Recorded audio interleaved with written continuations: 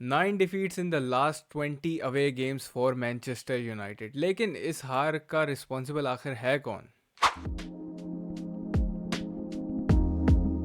तो बात कर लेते हैं टीम सिलेक्शन की।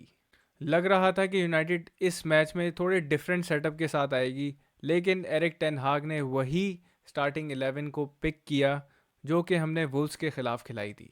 और ऑनेस्टली मुझे थोड़ी समझ नहीं आया कि हमने वो स्टार्टिंग 11 क्यों खिलाई थी, क्योंकि क्लियरली वुल्स के गेम में हम देख सकते थे it wasn't working out. Match start होते ही स्पर्स ने अटैक बनाया और वो चांस सोन ने मिस कर दिया, लेकिन वो अटैक इस तरीके से बनाया गया कि उन्होंने यूनाइटेड को इनवाइट किया प्रेसिंग के लिए, और फिर एक बहुत बड़े गैप्स निकले बीच में जिसको उन्होंने एक्सप्लॉइट किया। और उनका टारगेट मैन था कि वो सोन को बॉल डालें from the right wing to the left, लेकिन जो उसने मिस कर दिया वो। तो वहीं से लग रहा था कि भाई यूनाइटेड का मुश्किल हो जाएगा इस गेम में। लेकिन फिर यूनाइटेड ने थोड़ा सा बेहतर खेलना शुरू किया, अपने गेम को अप किया।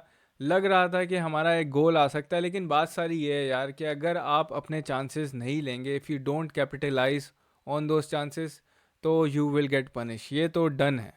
यूनाइटेड ने अपने चांसेस मिस किए और रबोना पास जो निकाला था ब्रूनो ने टू रैशफर्ड, वैसे तो वो ऑफ साइड था, लेकिन बात यह है कि यूनाइटेड को वो फिनिश करने थे। Rashford needs to put that ball in the back of the net, फिर बाकी बातें बाद में हो सकती हैं कि वो ऑफ साइड था या नहीं था या जो भी है। और सेम गोल्स टू फर्नांडिस भाई, इतने करीब से एक ओपन चांस मिस कर रहे हो। मतलब सिटर था, मतलब वो सिर्फ बॉल को डायरेक्शन देनी थी और वो गोल में जाती बॉल। इतने बड़े बड़े हमने चांसेस मिस किए। और जहाँ तक बात है पेनल्टी की, भाई वो पेनल्टी तो लग रही थी, लेकिन अब उसको पकड़ के रो नहीं सकते, क्योंकि लास्ट वीकेंड हमें रेफरी की तरफ से फेवर मिला, वरना हमारा भी वो गेम भी ड्रॉ होता और हमारे पास 3 पॉइंट्स नहीं होते। तो हम रिलाई नहीं कर सकते इस पे कि यार वो पेनल्टी थी और इसी पे हम रोते रहें।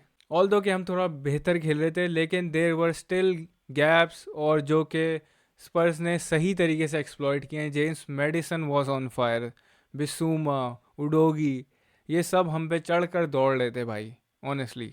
और जहाँ तक बात है सेकंड हाफ की, तो सारा गेम ही यही था कि हमें एक स्ट्रॉन्ग स्टार्ट करना था।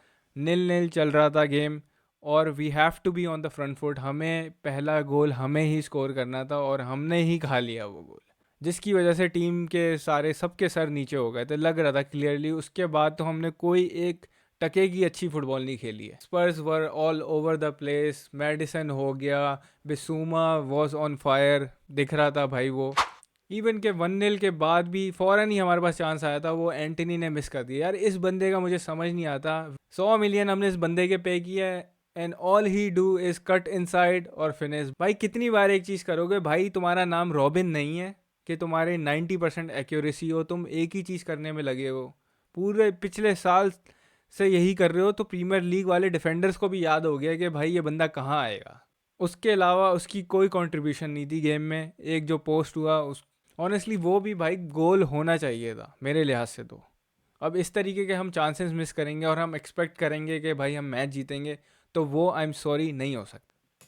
सेकंड गोल में भी यही हुआ कि स्पर्स का मोमेंटम ज़्यादा अच्छा लग रहा था और लग रहा था कि उनका दूसरा गोल आएगा बनिस्बत United. Overall it's a very bad performance for United. दूसरा गेम है सीज़न का, लेकिन अगर हम लास्ट सीज़न से कंपेयर करें तो हमने पहले 2 गेम में 2 डिफीट्स थी, इसमें हमारी विन है, लेकिन परफॉर्मेंस वही सारी डिफीट वाली ही है। मतलब इस मैच में पॉजिटिव्स बिल्कुल भी नज़र नहीं आ रहे थे, apart from few passes from ओनाना। अब वो गोल में भी क्या करे, शॉर्ट सेव किए उसने, लेकिन हमारे अटैकर्स जब फिनिश नहीं कर रहे तो ऐसे चांसेस क्रिएट होंगे ही होंगे। लेकिन बात सारी ये है कि इसकी डिफीट का ब्लेम किसको जाता है। सवाल ये खड़े हो रहे हैं कि क्या टीम सिलेक्शन टेन हाग की अच्छी थी या नहीं थी। जहाँ तक मुझे लगता है कि भाई उसको एरिक टेन हाग को सिस्टम को थोड़ा चेंज करना चाहिए था। Casemiro in the single pivot is not working out, वो हमें दिख रहा है। वीक इन वीक आउट कैसेमीरो को हम इस तरीके से यूज़ नहीं कर सकते। प्लेयर उस पर चढ़ के दौड़ रहे हैं, 2 वर्सेस 1 सिचुएशन बना रहे होते हैं कैसेमीरो के खिलाफ, और सिंगल पिवट में काम नहीं चल सकता। We need to have at least 2 defensive midfielder. Double pivot में 2 नंबर 6 खेलेंगे तो ही कुछ आगे बात बन सकती है। जहाँ तक बात है रैशफर्ड की, वी क्लियरली कैन सी के रैशफर्ड भाई डाउन द मिडल इनफेक्टिव है। बिल्कुल भी मज़ा नहीं आ रहा रैशफोर्ड को देख के। सारी फैंस की एक्सपेक्टेशन रैशफोर्ड से यही थी कि लास्ट सीजन उसने 30 गोल मारे हैं तो वो अपना लेवल अप करेगा, लेकिन अभी तक कुछ स्पार्क नज़र नहीं आया है। अब इस पे ये भी सवालिया निशान खड़े होते हैं कि उसको मिडल से खिला रहे हैं, लेफ़्ट से नहीं खिला रहे। हमें ये दिख रहा था कि गर्नाचो बेंच से ज़्यादा इफ़ेक्टिव है, तो उसको बेंच से ही यूज़ करना चाहिए था। और रैशफोर्ड जो कि जिसने पूरा सीज़न लास्ट लेफ़्ट से खेल के एक अच्छी परफॉर्मेंस दी है, तो उसको हम लेफ़्ट पे ही यूज़ करें गर्नाचो के एक्सपेरिमेंट करने के बजाय। तो मेरे लिहाज से लेफ़्ट पे रैशफोर्ड को खिलाना चाहिए था, और एज अ फॉल्स नाइन हम सेंचो को यूज़ कर सकते थे, क्योंकि हम भाई ये सब प्री सीज़न में यही तो कर रहे थे। तो अचानक से ये नई फॉर्मेशन कहाँ से आ गई, 4-1-4-1 टाइप, या आई डोंट नो। लिसांद्रो मार्टिनेज भी भाई बहुत रस्टी नज़र आ रहा है, अभी तक उसका गेम वो वापस नहीं आया है जिस तरह उसने लास्ट सीज़न खेला था। अब लोग मजाक बना रहे हैं कि भाई बुचर वीगन हो गया है और ये हो गया, तो क्या कर सकते हैं, अब ये बातें तो सुननी पड़ेंगी। पेलेस्ट्री ने भी डिसेंट गेम खेला, 10-15 मिनट खेले, आखिर के अच्छा लग रहा था। एक स्पार्क के भाई राइट विंग पे कोई इफेक्टिव विंगर आया है, अनलाइक एंटनी जो कि एक ही चीज़ करे जा रहा है बार बार, कट इनसाइड और वही कर्लर शॉट जो भी है। ब्रूनो का भी कोई खास गेम नहीं गया, सिटर मिस किया और येलो कार्ड लिए, और समझ नहीं आ रहा था भाई ये VAR का क्या सीन है, क्या दारो मदार है इनका पेनल्टी देने का या नहीं देने का। कोई कंसिस्टेंसी ही नहीं है रेफरीज की। खैर सारी बातें एक तरफ भाई, इससे इस परफॉर्मेंस से ये पता ज़रूर चलता है कि we are not quite there yet. Premier league के ख्वाब मुझे नहीं लगते कि पूरे होंगे इस सीज़न, और जैसी परफॉर्मेंस अभी चल रही है तो टॉप 4 भी मुझे मुश्किल नज़र आ रहा है।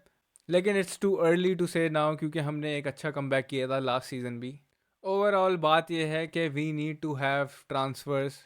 हमें अमराबाद को ज़रूर लाना चाहिए, उसकी डील हमारी अभी तक फंसी हुई है। हैरी मैगवायर की क्लियरेंस, तो हमें री की काफ़ी ज़रूरत है। जब भी इस टीम को मैं देखता हूँ तो मुझे यही लगता है कि भाई 2 ट्रांसफ़र विंडो और लगेगी, नो मैटर हमारी ट्रांसफ़र विंडो कितनी भी अच्छी चली जाए। पता नहीं क्यों टीम को देख के यही लगता है।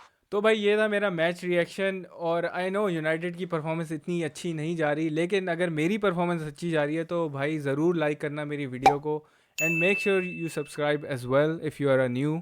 मिलते हैं नेक्स्ट वीडियो में, अपना ख्याल रखना, और होपफुली यूनाइटेड कुछ चेंज करेगी।